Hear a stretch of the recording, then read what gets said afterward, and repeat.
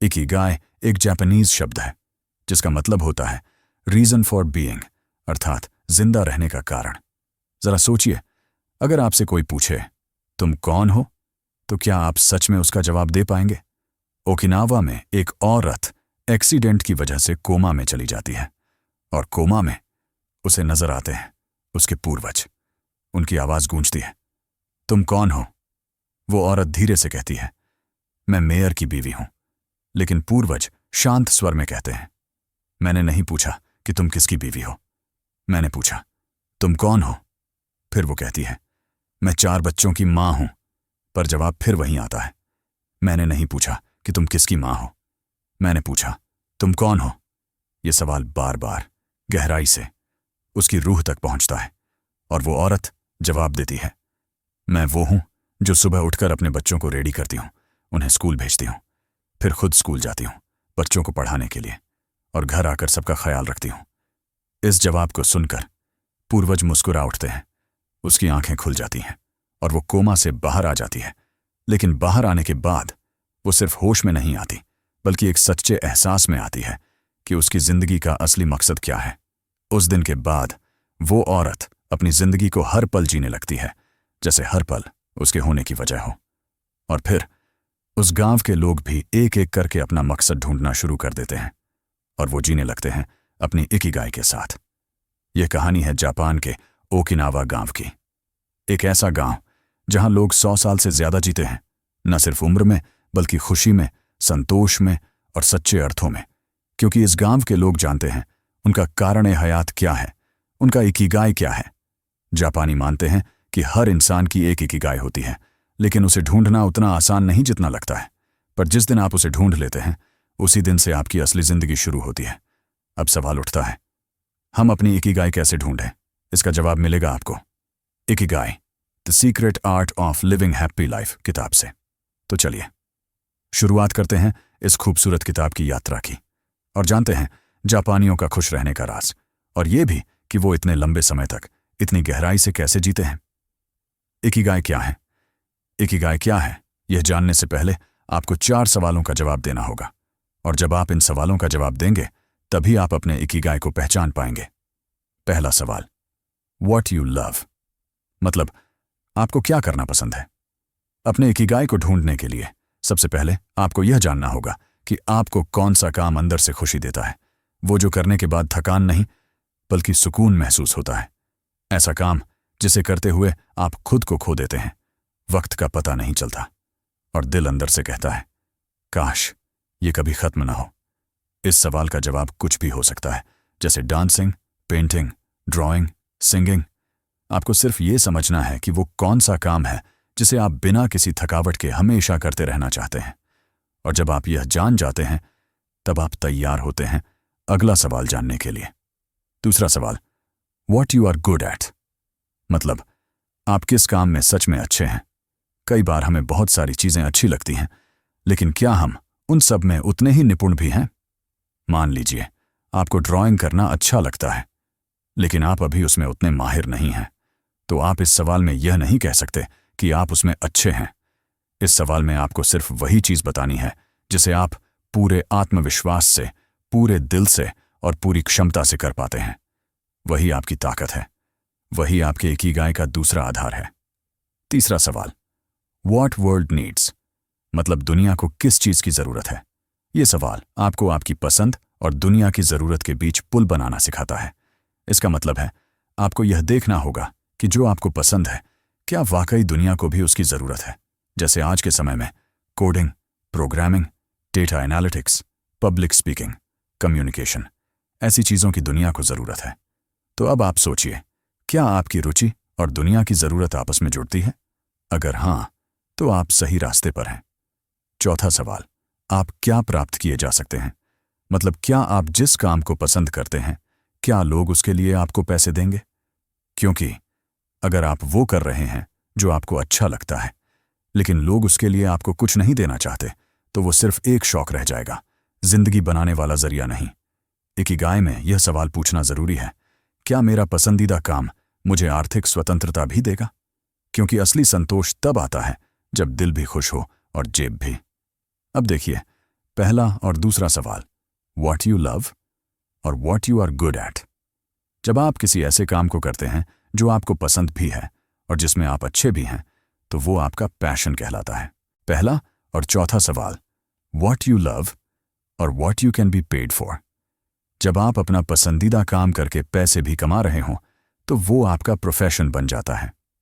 दूसरा और तीसरा सवाल, what you are good at और व्हाट द वर्ल्ड नीड्स। जिस काम में आप अच्छे हैं और जो दुनिया को भी चाहिए, वो आपका मिशन कहलाता है। तीसरा और चौथा सवाल, व्हाट द वर्ल्ड नीड्स और what you can be paid for. जब दुनिया को आपके काम की ज़रूरत हो और वो आपको उसके लिए पैसे भी देती हो, तो वो बन जाता है आपका वोकेशन। और जब ये चारों चीज़ें, पसंद, काबिलियत, ज़रूरत और पैसे, एक साथ मिल जाती हैं, तब जन्म लेता है आपका इकिगाई। लेकिन ये चारों चीज़ जब मिलकर एक हो जाती है, तो वह आपका इकिगाई कहलाता है। मान लीजिए आपको प्रोग्रामिंग करना बहुत अच्छा लगता है और दुनिया को इसकी ज़रूरत है। साथ ही आप प्रोग्रामिंग में बहुत ही ज़्यादा अच्छे हैं और यहाँ बहुत से ऐसे लोग हैं जो आपको आपके काम के लिए पैसे देंगे। तो ऐसे में प्रोग्रामिंग आपकी इकिगाई है, क्योंकि यह चारों शर्तों को पूरा करती है। बहुत से लोग ये मानते हैं कि अगर आप अपना पैशन ढूंढ लेते हैं तो आपको अपना इकिगाई अपने आप मिल जाएगा। लेकिन अब सवाल यह आता है कि अपने पैशन का पता कैसे लगाएं। पैशन ढूंढने के लिए आपको सबसे पहले खुद को समझना होगा। मतलब आपको यह जानना होगा कि आप किन चीज़ों को करना पसंद करते हैं। और आप यह चीज़ तब तक नहीं समझ सकते जब तक आप खुद से जुड़ना नहीं सीखते। दुनिया में जितने भी असफल इंसान हैं, उन्हें अपने बारे में ही पता नहीं होता, और यही वजह है कि वे अपनी जिंदगी में कभी सच में सफल नहीं हो पाते। साथ ही आपको यह भी देखना होगा कि आप अपना अधिकतर समय किन चीज़ों को देते हैं, क्योंकि कई बार ऐसा होता है कि जो चीज़ें हम सबसे ज़्यादा करते हैं, वही हमें सबसे ज़्यादा पसंद होती हैं। ऐसे इंसान जिन्हें यह तक नहीं पता होता कि वे अपना दिन कैसे बिता देते हैं और किन चीज़ों को अपना समय देते हैं, वो भी अपनी जिंदगी में हमेशा भटकते रह जाते हैं। दुनिया में जितने भी कामयाब लोग हैं, चाहे इतिहास में हो या वर्तमान में, हर इंसान को यह पता होता है कि वह क्या चाहता है। और जब तक कोई व्यक्ति यह न जान ले कि उसे अपनी जिंदगी से क्या चाहिए, तब तक उसे अपनी जिंदगी की असली मायने पता चलते ही नहीं। लेकिन सिर्फ पैशन ढूंढना ही काफ़ी नहीं है। पैशन ढूंढने के साथ साथ आपको यह भी देखना चाहिए कि क्या दुनिया को उस चीज़ की ज़रूरत है या नहीं, और क्या लोग आपको इस चीज़ के लिए पैसे देने वाले हैं या नहीं। जैसे मान लीजिए आपको जानवर पसंद है और आप जानवरों की देखभाल अच्छे से करते हैं, तो यह आपका पैशन हो सकता है। और अगर लोगों को ऐसे इंसान की ज़रूरत है जो उनके जानवरों का ध्यान रखे, तो आप उनके लिए उपयोगी हो सकते हैं। और जब आप लोगों के काम आएंगे, तो वो आपको इसके लिए पैसे भी देंगे। तो इस तरह अगर आप देखेंगे, तो यह चीज़ आपका इकिगाई बन सकती है। जो चीज़ आप पसंद करते हैं, या फिर जो काम आप कर रहे हैं, या जो काम आप आगे करने की सोच रहे हैं, वह आपकी इकिगाई है या नहीं। इस बात का पता आप 4 सवालों का जवाब देकर आसानी से लगा सकते हैं। सचिन तेंदुलकर को तो आप सभी जानते हैं। आज वह दुनिया के सबसे महान क्रिकेटरों में से एक माने जाते हैं। जब सचिन छोटे थे, तभी से उन्हें क्रिकेट खेलना बेहद अच्छा लगता था, और देश को भी हमेशा ऐसे क्रिकेटर की ज़रूरत होती है जो भारतीय टीम को मुश्किल से मुश्किल मैच में जीत दिला सके। इसलिए ऐसे क्रिकेटर को एक मैच खेलने के लिए अच्छे खासे पैसे दिए जाते हैं। तो इस तरह आप देखेंगे तो आपको यह समझ आएगा कि क्रिकेट सचिन तेंदुलकर का इकिगाई है। दुनिया में जितने भी सक्सेसफुल लोग हैं, वे इसीलिए सक्सेसफुल हैं क्योंकि वे अपने इकिगाई पर काम करते हैं। ऑथर अपने बुक में यह भी बताते हैं कि इकिगाई ढूंढना इसलिए भी ज़रूरी होता है क्योंकि जब आप उस काम को करते हैं जो आपको करना अच्छा लगता है, तब आप आसानी से फ्लो स्टेट में पहुंच जाते हैं, और फ्लो स्टेट में पहुंचने के बाद ही कोई आदमी अपना बेस्ट काम प्रोड्यूस कर पाता है। सक्सेसफुल लोग, जीनियस और आर्टिस्ट इस तरह के फ्लो स्टेट को बहुत ही ज़्यादा इंपॉर्टेंट मानते हैं, क्योंकि उन्हें पता है कि आज तक दुनिया में जितनी भी बेहतरीन चीज़ें बनी हैं, वो इसी स्टेट में जाने के बाद बनी हैं।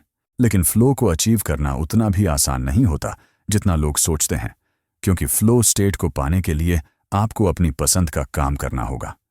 लेकिन पसंद का काम करने के बाद भी कई बार फ्लो स्टेट को अचीव करना मुश्किल हो जाता है। इसलिए ऑथर फ्लो स्टेट को पाने के लिए एक तरीका बताते हैं। ऑथर के मुताबिक जब कोई व्यक्ति किसी ऐसे काम को करता है जिसे करने में उसे बहुत ज़्यादा दिमाग लगाने की ज़रूरत पड़ती है, तब वो व्यक्ति उस काम में मन नहीं लगा पाता। ठीक ऐसे ही जब कोई आदमी किसी ऐसे काम को करता है जो उसके लिए बहुत ही ज्यादा आसान है, तो भी उसका मन उस काम में नहीं लगता। ऐसे में कोई भी इंसान फ्लो स्टेट तब हासिल कर सकता है जब ऐसा कोई काम कर रहा हो जो बहुत आसान ना हो लेकिन उसे करना आता हो। जब लोग इस तरह के काम करते हैं तो वो बहुत ही अद्भुत चीजें बनाते हैं। लियोनार्डो दा विंची द्वारा बनाई गई तस्वीर मोनालिसा इसका सबसे बड़ा उदाहरण है। जापानियों के द्वारा फॉलो किए जाने वाले इकिगाई के कॉन्सेप्ट को एप्पल के फाउंडर स्टीव जॉब्स बहुत पसंद करते थे। जब वह जापान आए थे तब उन्होंने सोनी कंपनी में विजिट किया, जहां उन्हें सोनी कंपनी का काम करने का तरीका बहुत अच्छा लगा। और फिर वापस आने के बाद स्टीव जॉब्स ने अपनी कंपनी में सोनी कंपनी की कुछ टेक्निक्स को अपनाया जो उनके लिए बहुत फायदेमंद साबित हुआ। आपने देखा होगा कि स्टीव जॉब्स हमेशा एक जैसे कपड़े पहनते हैं। रोज एक जैसे कपड़े पहनने का आइडिया भी उन्हें जापान में ही मिला था। जापान की फेमस एनिमेशन कंपनी गिबली के फाउंडर हायाओ मियाजाकी अपने काम में इतने ज्यादा डूब जाते थे कि वो अक्सर संडे और नेशनल हॉलिडे के दिन भी अपने स्टूडियो में काम किया करते थे। काफी उम्र हो जाने के बाद भी हायाओ यही करते थे, और ऐसा इसलिए करते थे क्योंकि एनिमेशन करना उनका इकिगाई था। तो देखा आपने, इकिगाई किस तरह से आपकी जिंदगी बदल सकती है।